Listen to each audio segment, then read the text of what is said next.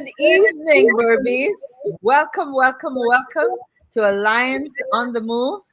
And I'm so excited. We have an excellent program ready for you. And tonight, we've got a very special gift. Tonight we're actually celebrating life. All of us that are here today. And we want to stay healthy in this very difficult COVID 19 pandemic. So tonight, I'm so excited to introduce Dr. Rohan Somar. And Dr. Somar has all these um, letters behind his name. Dr. Somar, welcome to our program. Pleased to be here, Kathy. So Dr. Somar is a medical doctor. He's got an MBA. He's got CPE, FACEP. What I'm trying to tell you is this is a bright man, as they say in Guyanese parlance. Now, Dr. Somar is system chairman of the Department of Emergency Medicine at St. Clair's Hospital System and St. Mary's Hospital. He's also founder and CEO of Pinnacle Emergency Physician and Associates.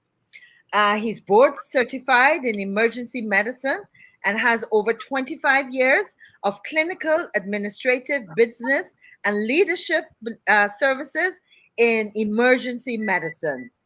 We're very, very proud that he is originally from Guyana, and he received his medical degree from Mount Sinai School of Medicine and his MBA from University of the Massachusetts. So, Doc, thank you very much for coming on our program tonight and being willing to share your thoughts, your medical advice. I want to tell our viewers that we're going to chat with Doc from now until 8:30. And from 8:30 to 9 o'clock, we're going to open the phone lines. Technology is great. So via WhatsApp, you're going to be able to call into our program or text any of your questions and ask Doc any of the information, anything on COVID-19 that you would like to ask him. You actually tonight have your own personal doctor in your living room, in your house. So, Doc, thanks again for joining us. Doc, give us an assessment of where we are really with this COVID-19 situation. In Guyana, I know you work in the emergency room in the US. Give us a sense of what's happening and where we are today. Well, first of all, thank Kathy and team. Thank you for having me on. I'm pleased to be here joining you guys. And I want to say a special hello to all my fellow Guyanese, especially the Burbesian and my home village of Bushlat Village in the quarantine. It's really nice to be able to connect with you guys, even though I'm sitting in my living room or in my office here in New Jersey at 8 o'clock on a Saturday evening. I hope that during this discussion this evening that we're able to provide information to you that's very important, practical, pragmatic strategies of how we can deal with this COVID-19 pandemic that's affecting all of us over the world. Just to start off, to give you a sense of what's happening in the world, in the region, and in Guyana, here are the numbers as of today. This COVID-19 pandemic has affected over 232 million people across the planet. 232 million people, resulting in deaths of about over 4.7 million of our brothers and sisters across the world. Puts a death rate about 2%. Just to give you some comparison, in North America, in the United States alone, we have seen over 43 million cases with over 678,000 deaths, surpassing the death of the 1918 Spanish flu in influenza in United States. In Brazil, local neighbor that has a very heavy penetration, 21.3 million with about 600,000 deaths already. In Guyana, as you guys know, you're seeing the stats every day on the newspapers. You have about 30,700 cases with about 748 deaths so far. Puts you at a death rate, just to give you a sense comparatively, about 2.5. Now, that's an important number. While it's 2.5 death rate, is actually close to doubling the death rate around the planet and even double the United States, and as well as higher than Brazil. So, despite your numbers being small, relatively speaking, your death rate is highest or among the highest on the planet. Now, where is this pandemic going? It's not stopping. It's continuing, and it's continuing to spread in waves at different parts of the planet. You pick a region, you pick a country, it'll spread in waves. And the reason it's spreading in waves is when you give a virus enough time to infect a local population, it mutates. That's the natural course of viruses. And when it mutates, it becomes more difficult to manage. It becomes more infectious. It causes more disease, more hospitalization, and death. And just like the United States, Guyana is no different. But both countries are in seeing increasing spikes and increasing waves. So the key is how we manage this, or get through this and survive this pandemic we find ourselves in. And Doc, thanks for explaining that. In fact, our rate is probably double, and by that I know you mean in terms of our per capita, or Yeah, the number, percentage. our population size. Yeah, Exactly. because I think sometimes people think, well, oh, we only got 700, but we only have a population of 750,000 people, as opposed to Brazil that has, a couple. I think they have more than 100 million people. Do they?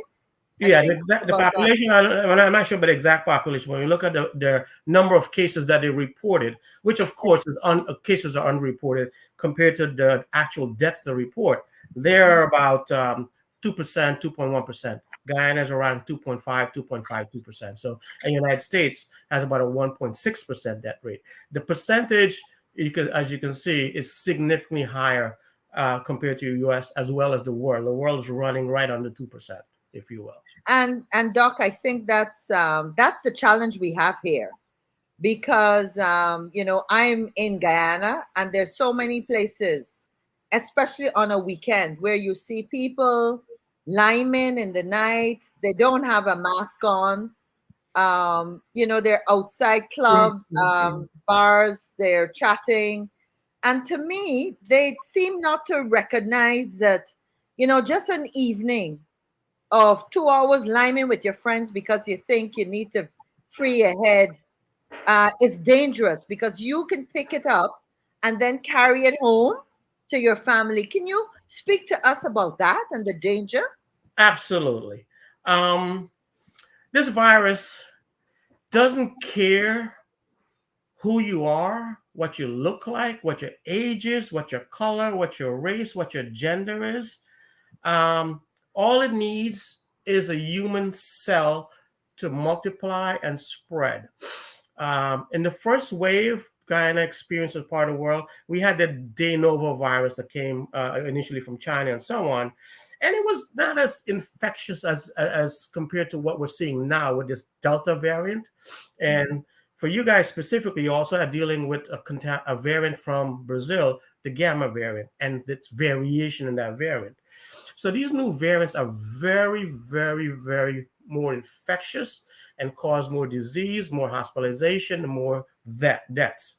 Now, how does it spread? It's spread basically by air exchange, droplets.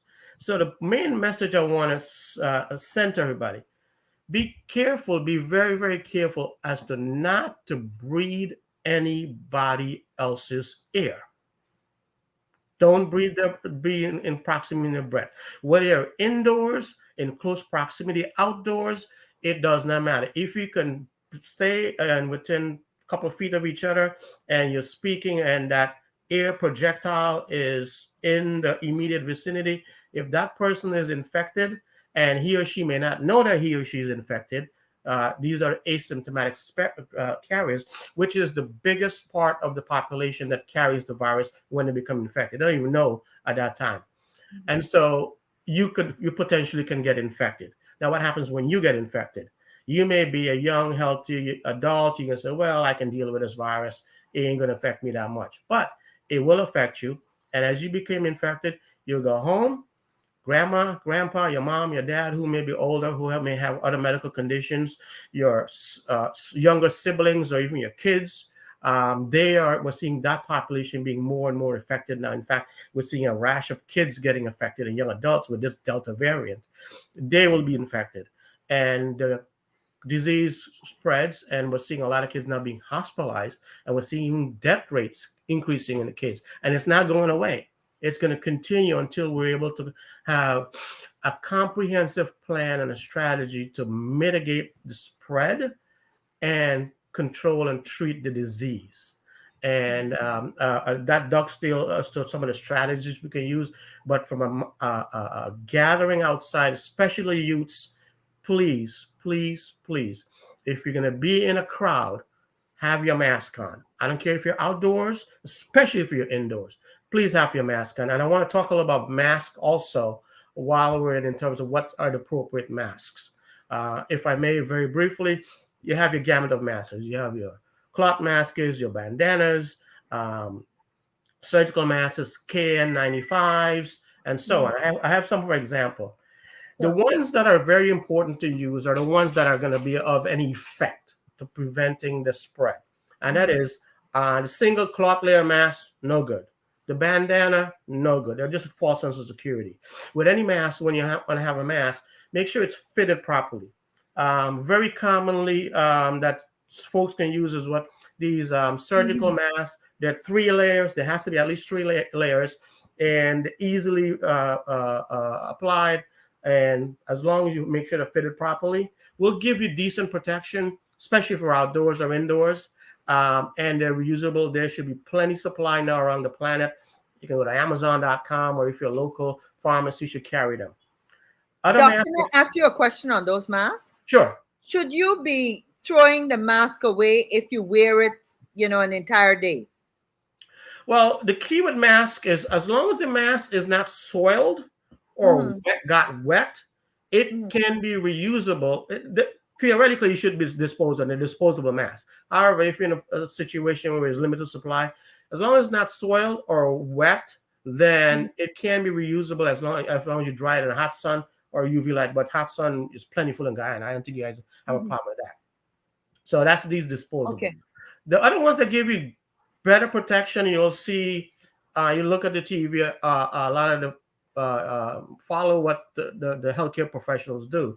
Are these what we call KN95 masks? These are sturdier, and the key with these masks is the fit. See the fit, right or wrong, it gives you a better seal and better time protection against both breathing in if someone is exposed, or if unfortunately get infected and you're not aware of, from spreading it. Comes in black, it comes in white, all kinds of color, you can. And then there are higher level masks, which I'm not talking about, the medical grade N95s and so on, but that's for the common folks. These should be very easy to ascertain and readily. If not, we can set up a link to Amazon, and they're reliable and they're tested and trusted. So those Doc, masks. I think we should remind the viewers, because one of the things you see a lot in Guyana is people wearing the mask, but only the mouth is covered and the nose is exposed. So like this. Yeah. No, has to be like this with a seal. It comes with a seal around your nose, and so when you speak, it gives you that mobility to breathe easily. But just do not put it like that. That is not wearing a mask. You might as well walk without a mask. Please make sure you apply it properly. Right. Doc, let's talk a bit about the disease itself, because we now know in Guyana that we've had some young people, very fit people who were vaccinated, quite a few now who were not vaccinated, who have all passed away. I hate to ask you this question, but I think it's important. I know you work in an emergency room. Tell us, how difficult it is to see someone suffer with COVID-19? How does it affect the person? Thank you, Kathy, for that question. I think it's a very important one. And at a risk of reinvoking my post-traumatic stress or trauma, I'll detail to you what this is. As I mentioned before, I'm an ER doc. I've been practicing emergency medicine for the last 20 years or so. I ran several ERs. Since this pandemic starts, my group and including myself, when we practice daily, we've taken care of thousands of COVID patients. There's not a shift that I don't work in the ER where I don't see COVID up front in person. And so here's what happens. This disease, when folks get sick enough to come to the ER, if I had a camera, which actually I do have some pictures, if you see the fear, the anguish, the anxiety, the pain, the impending sense of doom, essentially you're not able to breathe. I don't know if anybody has any experience with not able to breathe, and whether you're claustrophobic or in a drowning situation. This is what it gets you to. And oftentimes with our technology and our medicines and our therapeutics, we're able to resuscitate, rescue these people, admit them to the ICU and so on. And they'll get cared for. If, however, you're not able to get to these people for whatever reason, the eventual outcome is probably likely death. Now, the disease, what does it do to the body? While it makes sense to think of it as a respiratory disease, cause you to have problems breathing, it's actually a systemic disease. Think of it as your body as a network of pipelines, and it affects every pipe in that system, causes permeability, leaking, if you will. And as a result, it results in several adverse effects on every organ. Blood clots affects the heart, the kidney, the brain, the intestine, the lungs, the heart. Every organ gets affected. And so very quickly, you're going from one system being affected to multi-system being affected. And eventually, folks are going to require higher and higher level of treatment for oxygenation. You may have to put them on ventilators and so on, and a lot of advanced therapeutics. But what happens with this disease, it's a multi-system disease that causes very serious effect on all your organs. Now, very important. Assuming we're able to resuscitate you and treat you and get you successfully discharged from the hospital, which a good percent of the folks who admitted gets discharged, that's good. However, you're not out of the woods. What we're seeing now is what we call long COVID.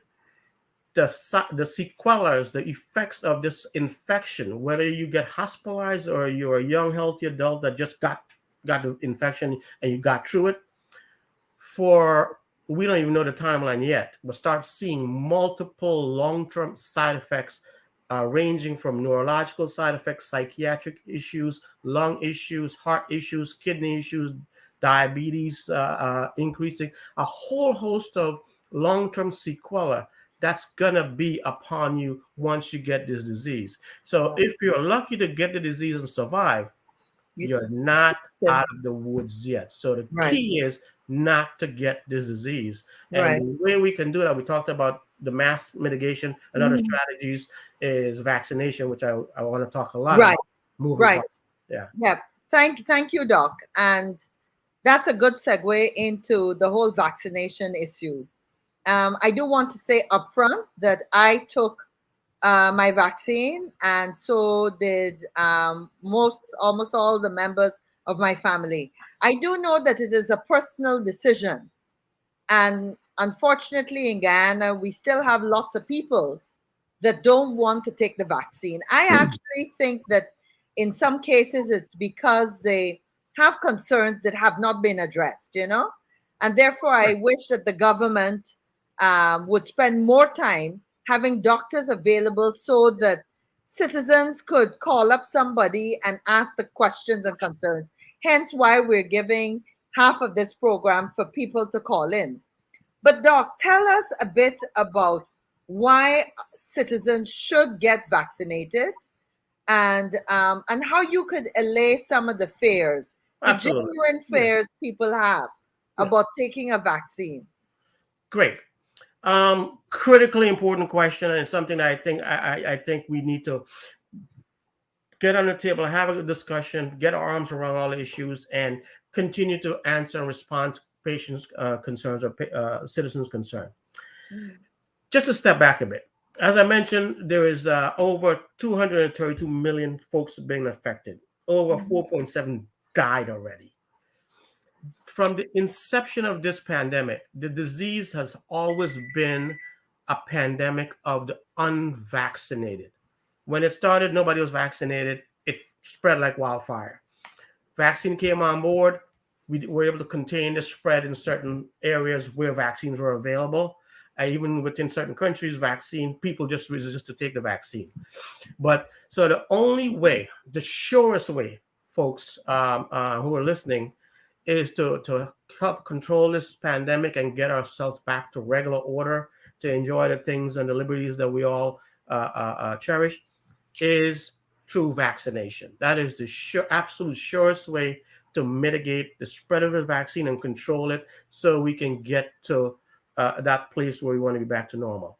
Now, to get there, to have a population or community, to have what is called herd immunity, Mhm. you want to have about 75, 80, 85% of your population vaccinated. And that when that happens, the virus essentially will have nowhere to go, nowhere to spread. So by that means, it comes to you, you're vaccinated in that period where you get good antibody response, your body will take care of it. It dies away, it whittles away. If, however, you're not, then it continues to spread, it continues to mutate, and it continues to evade current vaccine. For example, I mentioned the vaccination rate in the different countries. Guyana has a 23.5% vaccination rate of its population. 20, Only 23%? 23.5%. Brazil, 40% of its population. United States, only 56%. There are other countries that are higher, Israel and so on, that are in the high 60s, high 70s, and so on. Remember, we need to get to around 80%. So unless we get our population, our communities vaccinated to a level where we can all deal with this on a regular basis, we're going to be in a pickle moving forward. So if any community, any government, and any nation has to do everything they possibly can to vaccinate their population, their community members, their family members, so that we can all get to a place. Now, one of the key things we're seeing with the lack of vaccination, we'll talk about why folks may not want to have vaccines in a second, is to protect that most vulnerable segment of our population, the kids. Mhm.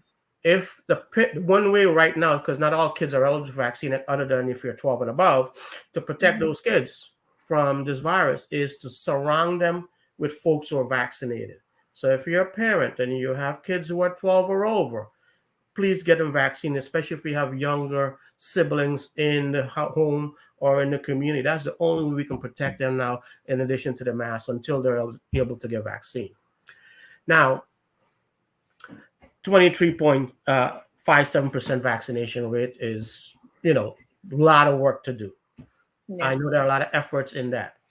A lot of folks, not only in Guyana, but in the United States and every country on the planet, uh, are hesitant to take the vaccines for a variety of reasons. Some of them are real concerns. They're not sure of what the vaccines can do, the side effects, long term, short term, and so on.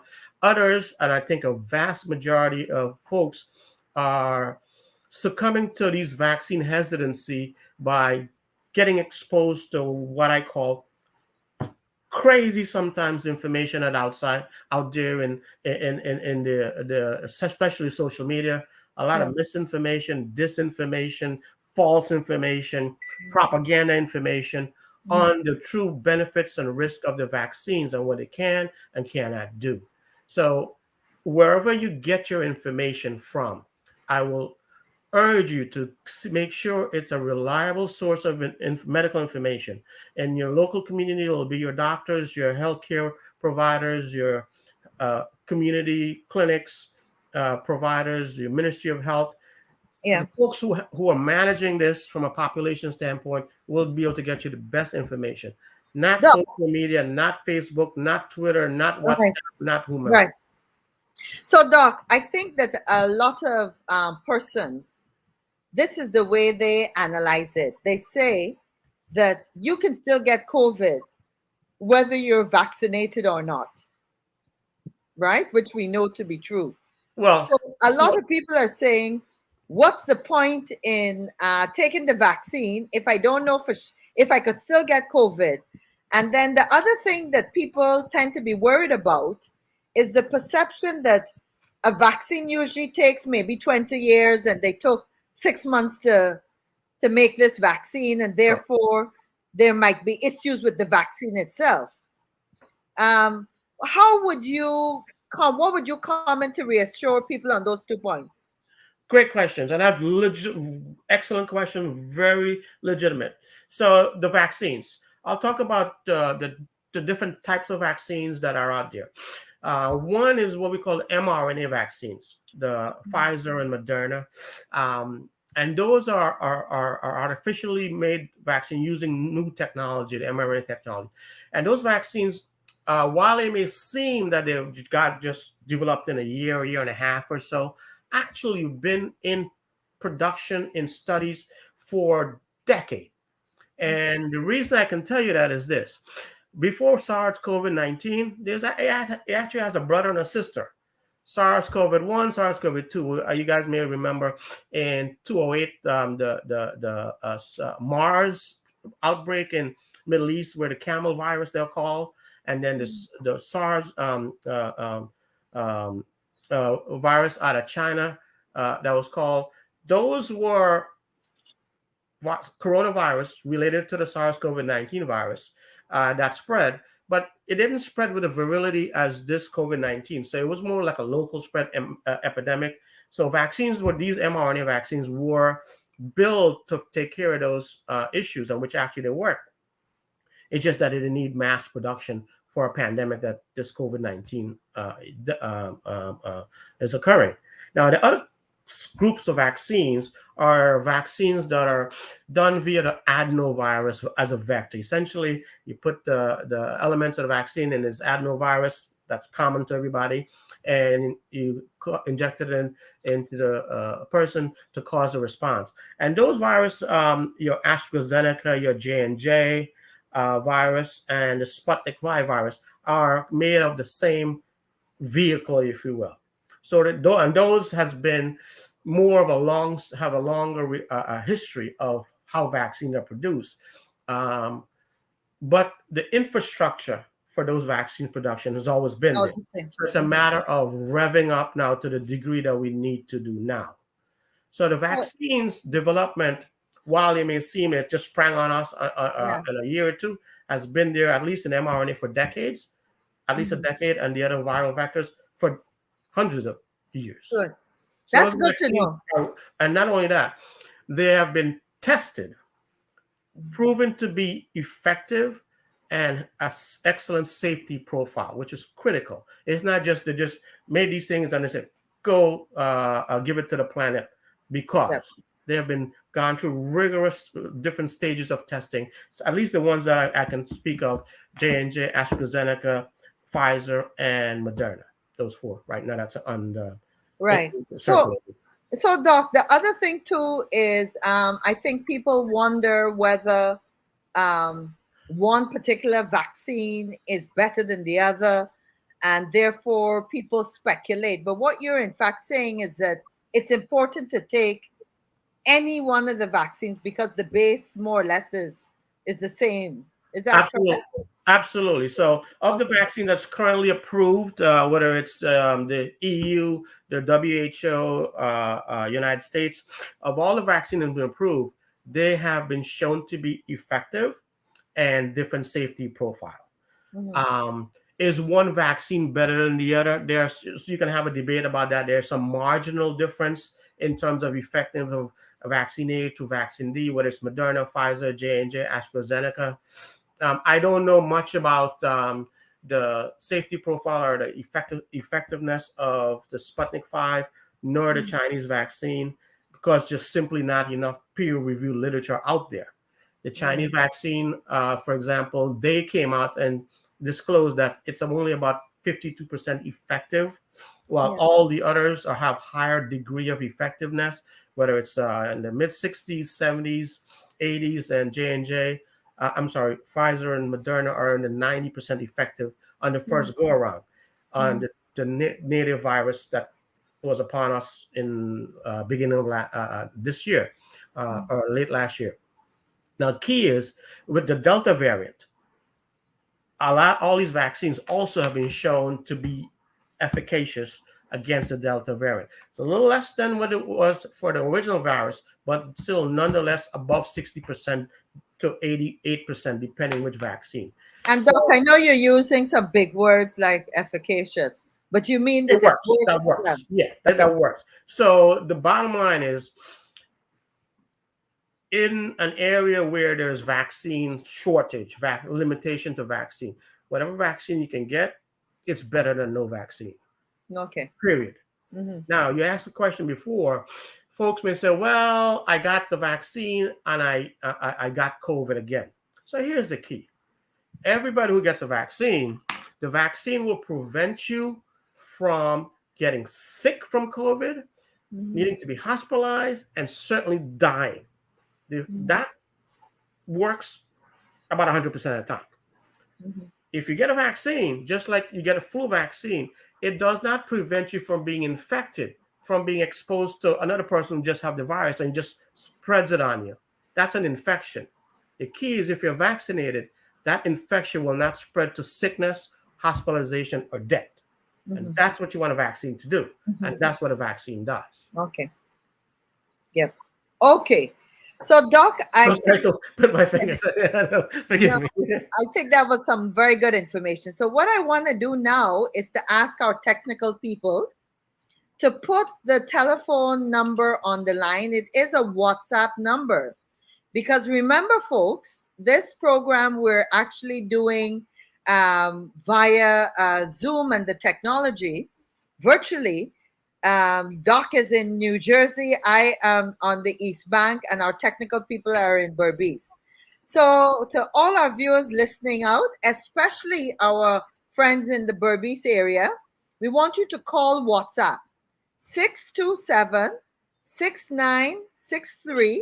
The number is on the screen right now, and you can ask Dr. Solmar any question that you want to ask him on COVID.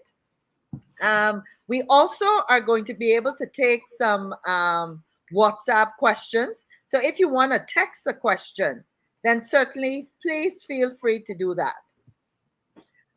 Whilst we wait on the calls, I think, Doc, we're going to be able to hear when our caller calls with the ring. So in the meantime, I'm going to keep asking you a couple of questions. Keep firing away. Good. Thanks a lot. You know, there are a lot of myths, and I think we just have to be honest and practical about the myths associated with COVID-19. And one of the ones that we've heard recently about is the speculation in terms of the impact it has on men and possible impotency. A lot of men I hear saying that I ain't taking it because I'm going to have a problem after. Can you speak to that concern? There is no scientific evidence, studies, or even real life experience that demonstrate that there is male impotency or your viability, if you will, if you get the vaccines. In fact, studies are coming out now where those results are being shown that there is no adverse effect on male virility, whatever you want to call it, on getting a vaccine. Okay. Period. That's good to know. The other concern is with regard to women that just had a baby, lactating mothers. Again, I don't think that, you know, that's a question. If I just had a baby and I'm breastfeeding, you know, should I take the vaccine? Will it have an impact on my child and myself? Dr. John? Excellent question. I think it's very important.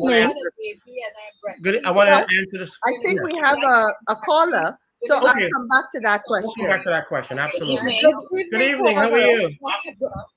Go ahead. Good evening. Good I evening. Good have a to hear question from for the you. doctor. Go ahead. Are you hearing me? Yes, yes. Yes, we're hearing you loud and clear. Go ahead. Okay, my children have what's the disease name? Celiac disease. Celia. They're allergic to gluten, and I think there's a ingredient in the AstraZeneca and the Pfizer vaccine. The poly something and the what was the other one? The two ingredients. I went on the Pfizer site and they said children with that kind of allergies to those food allergies and grass and this and that, they should not take this Pfizer. But when I looked at the Johnson and Johnson, they said that that vaccine is okay for the children. For that vaccine, don't have that that ingredient in it that causes these kind of children to get sick and so on. I would like to ask the doctor if I can ask for my children to take the Johnson and Johnson and if it is safe for them. I have a 14-year-old. I have a 17-year-old. And the two older ones, one is 30 and the other one is Mhm. 25. Excellent question. I'm I Yes. can. Go ahead. Oh, I think is she Go still ahead, there? Doc. Yeah, Go ahead. excellent question. Relative to being having an allergic reaction to substance that's related to the preservatives is what we're talking about. Gluten, for example, may have some relation to some of these chemicals that's used in the preservatives of vaccine. You have a higher risk of an acute reaction. Now, what could that be? If you have what do you call a distant related allergic sensitivity, you get a vaccine. Let's say it's the Pfizer vaccine or the AstraZeneca that this ingredient is present in. Um, you're in a setting where you may get a little irritation on the arm, which is the most common one you'll get, a little more soreness or what have you. There is a rare condition where you can get an anaphylactic reaction, and nobody wants that. As long as when that happens, if you're in a medical setting, that's easily mitigated and treated, and so on. If, however, the Johnson and Johnson vaccine is safe and has been demonstrated to be safe in this scenario, by all means, go ahead and get the Johnson and Johnson vaccine. As I mentioned, whether it's Johnson and Johnson, Pfizer, or AstraZeneca or Moderna, they're all safe and effective against these viruses, especially the Delta virus. And for you guys also, especially for the kids in Guyana, which is close to Brazil, the Gamma variant. That's what's affecting a lot of kids in Brazil right now. Mhm. So we would encourage that caller to say to when she goes for the vaccine, we Tell me, have these conditions. Can yeah, we're absolutely. requesting Johnson Good. and Johnson and find out where they're giving the Johnson and Johnson. Absolutely. Okay. Thank you, Doc. Our technical people, any other callers on the line?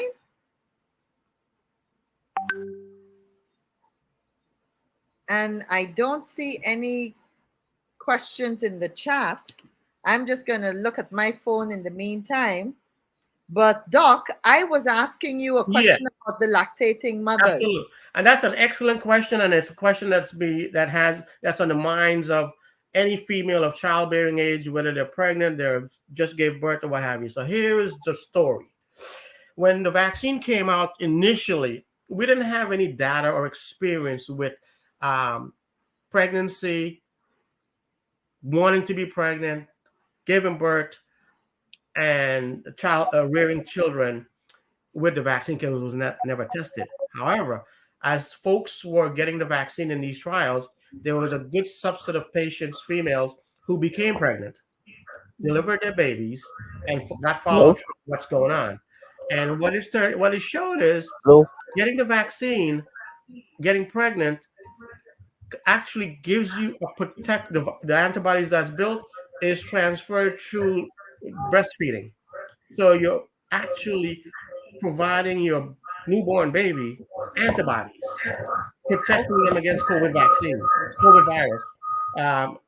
For those mothers who are thinking about getting pregnant, who are pregnant, and getting the vaccine. If you don't get the vaccine and you are pregnant, you have a higher risk of pregnancy complication, ranging from miscarriage to a whole host of other things that you do not want to have. So the vaccine is safe in females who are concerned about their ability to get pregnant in the future. If you are pregnant, if you're pregnant while you got the vaccine, and especially to your newborn baby, if you've gotten the vaccine. Great. I think we actually have a caller on the line. Caller, go right ahead. If you take the vaccine, if you still get COVID. Can you still take the say that again, madam? If you take the vaccine, you can still get COVID. Good question, Doc. Good If question. you take the vaccine, you can still get COVID. It's a question. So I just want to make clarify. If you take the vaccine, can you get COVID? First, if you get the vaccine, you're not going to get COVID from taking the vaccine. I just want to make sure that's understood. Now, if you get a vaccine, like any type of therapeutics, the antibody response that we get wanes over a period of time. Now, I don't want to get too complicated, but there's two types of immune response the body generates when you get a vaccine. The antibodies and what we call cellular immunity, T cells and B cells.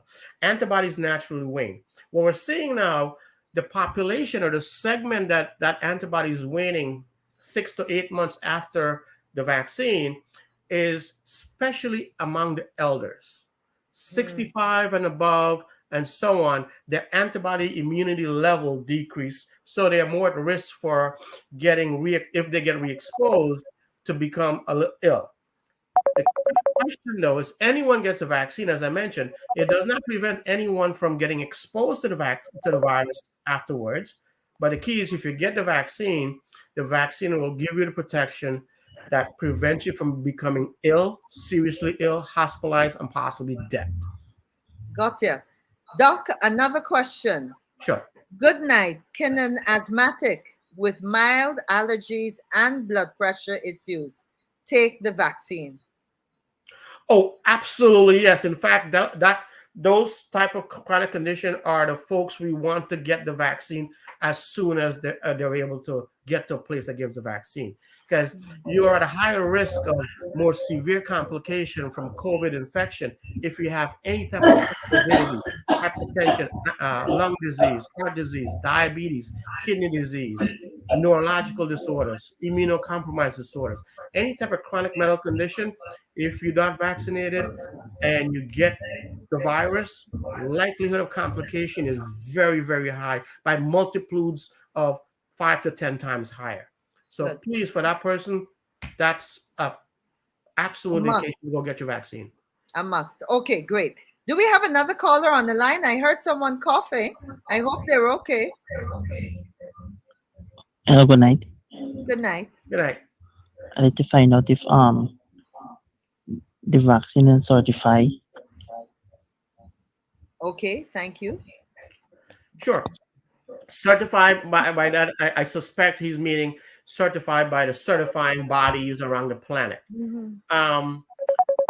A lot of these vaccines, as they came out while we're in the midst of this pandemic, got what we call emergency use authorization. That's one first stage in certifying the vaccine to be used, because a manufacturer delivers the vaccine, it has to go to the regulatory body, whether it's the EU, FDA in the United States, the British, and any government that has their certifying body. A vaccine, before it can be used in any country, has to go to those certifying body to be granted permission for use, including the World Health Organization and so on. And all those vaccines that are being used right now has had to have gotten approval from not only an international body, but their local government to get the vaccine administered. the emergency use has been granted, then when more data comes in and the process follows through, you get the full certification, if you will. Okay. So it's a process, but the beginning of the process has to have every local country certifying the vaccine before it can be used for their respective population. Good to know. I think we have another caller on the line, do we? That's very good to know. Hello. Yes, sir. Go ahead. If I have my wife, she has one kidney. Is it possible that she can take a vaccine? What type of vaccine can she take? That's an excellent question. And if your wife have one kidney, the answer is absolutely yes. You can take any of the vaccines. In fact, I would implore you, I would beg you to make sure she gets her vaccine as soon as possible, because with one kidney, like as I mentioned before, if someone is not vaccinated and they have some chronic medical condition, i.e. just one kidney, your chances of getting severely ill from the COVID virus, needing hospitalization, multiple complications, especially with one kidney, is very, very high, very, very high. So I would implore your wife, go get your vaccine as soon as you can, especially with one kidney. Absolutely. Great. Doc, I've got a couple of other questions, but I also want to ask you to tell us a bit about vitamin D and low levels of vitamin D in the body. Sure. Vitamin D essentially is a very important vitamin element that helps with the body overall immune response, if you will, among other things. And the body produces vitamin D naturally. One of the key ingredients in body producing vitamin D is sunlight. Theoretically, you go out in the sun 30 minutes a day and you eat a regular diet, mixed, balanced diet, the body should be able to produce enough vitamin D. Now, you would think, heck, you live in Guyana, you're 5 degrees out of the equator, the sun is shining 25 hours a day. I should not have a vitamin D problem. Hello? But the issue is the more pigmented our skins are, dark-skinned Hello? folks, black and brown folks, Paula, give us just 1 minute. it blocks the sunlight. So your risk of becoming vitamin E deficient is very high, despite being in a temperate zone. If you're a tropical zone, if you're in a temperate zone, even worse. Folks who are Caucasian or white skin, they're chronically deficient in vitamin D. There are ways you can check your vitamin E level with a blood test, but suffice it to say, a good dose of supplement, 2,000 to 5,000 units a day, will carry your immune system, put your immune system in a good place to help fight off any type of infection, including COVID. Great. So I know we have a caller. Vitamin C while we're at it, and zinc. We can talk about. And zinc. Okay. So vitamin D, zinc, and vitamin C are good things to take at this time. They're all immune boosters. Help your immune system fight off any type of infection, including COVID. Great. So, Doc, we have a caller on the line, and then I have a couple questions I'm going to go through very quickly because we're winding down. Caller, are you still there? Yes. Good night. Good night. Can I want to ask, can a person with the blockage at the electric part of the heart can take the vaccine? Absolutely. Atrial fibrillation, or any kind of conduction issues with the heart are not contraindication to take the vaccines. Again, folks who have any type of chronic condition, in this case a heart condition, whether it be a conduction problem, again, if you were to, God forbid, get the virus, you're going to be a higher risk of having heart complication from the virus infection, because one of the common complications we see with folks who are being infected with the virus and who are hospitalized are a lot of heart issues, including conduction defects and blood clotting issues and so on. So absolutely, if you have a conduction problem with your heart, not a problem taking your vaccines. Right. So, Doc, quickly, one of the questions is, I have a friend required to travel to the U.S. They apparently took the Sputnik. Unfortunately, the US is not accepting Sputnik, so they will have to be revaccinated in order to travel. Will this contribute to vaccination overdose? And will it affect her in any way? I don't think so. And the reason the U.S. doesn't recognize the Sputnik vaccine nor the Sinopharm, the vaccine from China, is just that there has not been any type of peer-reviewed studies of the safety and the effectiveness of those vaccines. Does it work and is it safe? We just don't have enough study in the universe, or rather peer-reviewed studies. So that's one reason that it's not recognized in the U.S. Now, traveling to the U.S., if you're not vaccinated, I think also you can just get your COVID test, and if you're negative, you should be able to be allowed to be traveling. If, however, you took your Sputnik vaccine and you want to get a booster, booster are being approved right now as we speak in the United States for the Pfizer and the Moderna vaccine. We already approved those for folks who are immunized, immunocompromised, and so on. And now it's going to be more widely available.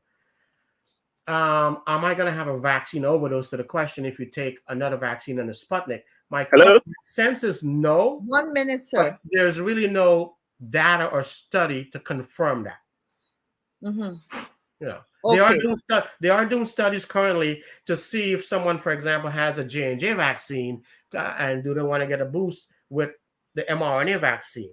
Those studies are ongoing, and we should get data in short order. But we don't have any studies to validate Sputnik versus anything else. Right. And so the other related question is that someone is asking, they took the Sputnik, but they haven't gotten the second dose of Sputnik yet.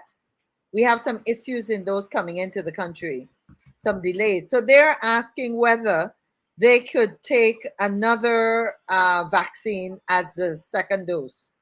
Sure. Excellent question. So the Sputnik vaccine, the AstraZeneca vaccine, and the J&J vaccine are all made from a similar platform, meaning they use the adenovirus as a vector. So from a theoretical standpoint, if you take Sputnik, it's similar to AstraZeneca and J&J. Okay? Right. So if you had, I would strongly encourage you to get your second dose. Again, I don't have actual data to say it's safe, but my sense is it should not be a problem because they're all made from the same platform, if you will. And Doc, she would just have to take another vaccine as the second dose. She wouldn't have to start again. No, just two doses of any of these vaccines should get you the degree of protection that, Okay, we're going to go and move a little faster, but I know we have a caller on the line. Sir, are you still there? Hello? Okay, no worries. I have a list of questions here, so people are leaving their questions. If you have a snake bite, oh, sorry, sir, you there? Hello, can you hear me? Yes, I'm hearing you loud and clear. Ask your question to the doctor, please. Can you hear me? Yes, we can hear you. Hello? Go ahead and ask your question, sir.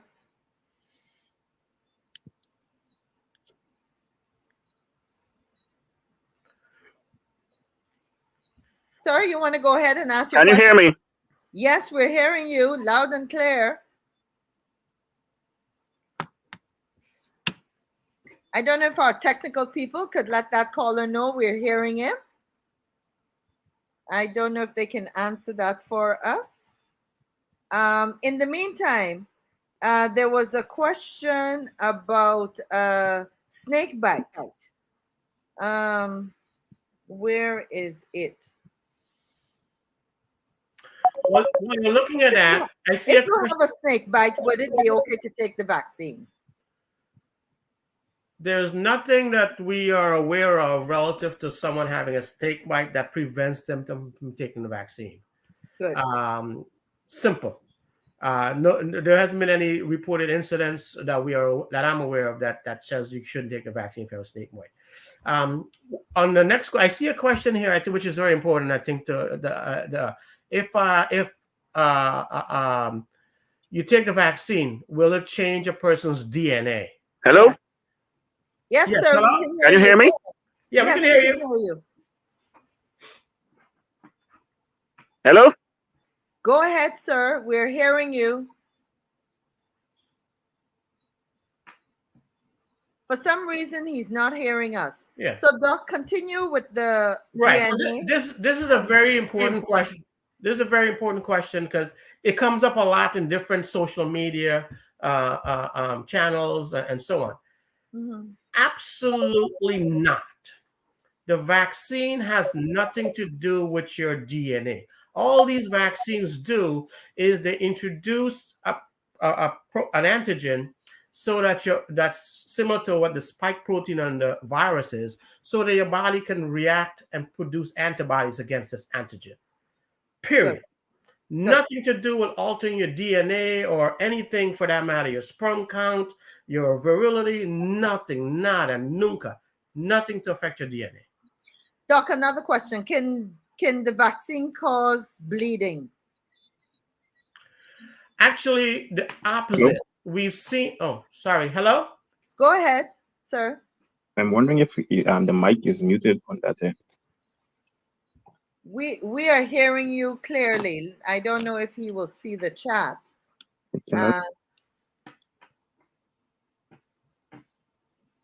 I'd like to ask if which would be of more priority, a proper natural immune system or dependency on a vaccine that I'm assuming is not does not consist of natural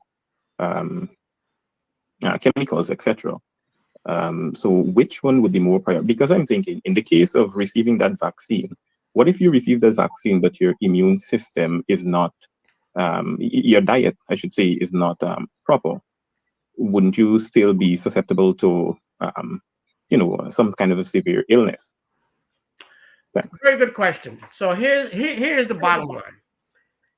If you rely on your immune system and not get vaccinated and you get infected with the virus, this pandemic right now, everyone who's get infected, who become sick, needs hospitalized and eventually may die, is a pandemic of folks who are unvaccinated. So whether your body is healthy enough to mount an immune response when you get the vaccine or not, the fact that you're walking, talking, breathing, able to have a muscle mass as your voice dictates, tells me your body will be able to mount an immune response. The only exception is if you're immunocompromised, i.e. you're taking immunocompromised drugs, you have a transplant with a solid organ, or you're taking chronic steroids, or if you're any condition that you're immunocompromised medically, then your body ability to build that immune response is diminished compared to a regular person. So if the choice is rely on your natural immunity versus getting vaccine, the vaccine will likely save your life. Natural immunity will likely cause you to die. Thank you, Doc. I think we have one other caller on the line. Go ahead, caller. Hello? Yes, we can hear you. Can you hear me? Yes. Hello, can you hear me? Yes, we can hear hear you. We can hear you. Ask your question. I don't know. Doc, there's a question here. Can a person diagnosed with blood clots and on high blood thinners every day, can that person take the COVID vaccine? This is a tricky one.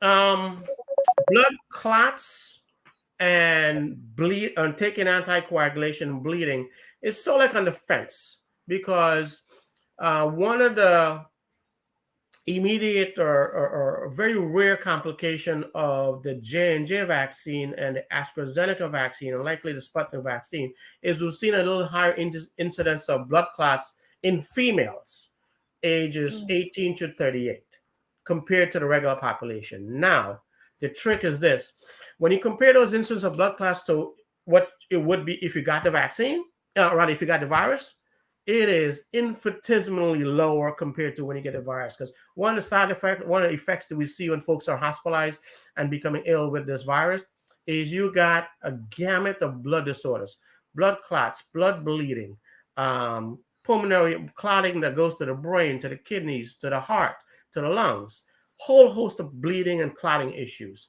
So it's a very fine line. I would certainly, if you're in that group, speak to your physician, get the guidance and the supervision when you receive the vaccine, and make sure you receive the vaccine in a medical facility that if there's any immediate complication, it can be managed. Very important. Yeah. Another question: why is graphene oxide used in the vaccine? Graphene oxide. Actually, it's graphene. Graphene. Oxide? Well, I'm going to be bluntly honest with you. I have no clue. I'm a medical doc. Those are the elements that the manufacturer uses in preserving the vaccine, so this way it stays viable. I don't have an answer as to why any specific element is used, other than they probably were tested to be useful in maintaining the integrity of the vaccine while you get injected or stored. Right. But don't. And someone is saying here, I took the first dose of AstraZeneca, and for days I had allergies and less feeling in my left foot.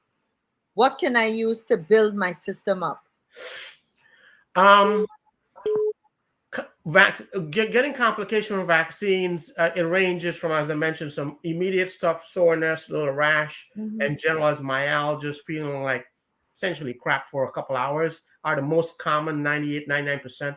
If you get, other complication, definitely need to make sure it gets followed through by a medical professional to make sure that that's not something that can progress or can be managed. In terms of if you have these neurological stuff that you just described, they essentially tend to be temporary, but nonetheless needs to be managed closely by a physician. Okay. Yeah. Good. I'm actually going to ask our technical people. I know that our time is up, but I'm just asking our technical people how much more time we have. And in the meantime, we have...